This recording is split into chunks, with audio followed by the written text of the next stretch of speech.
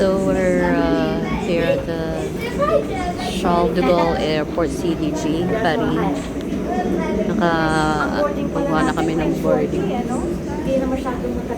boarding pass. Nakapagkuha na kami ng tax refund pero in 2 weeks pa ang processing. Today is December 8th.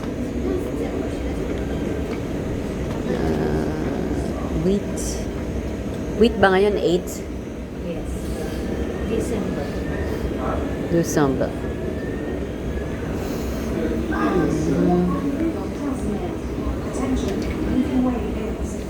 Bagang flight, Eva Air.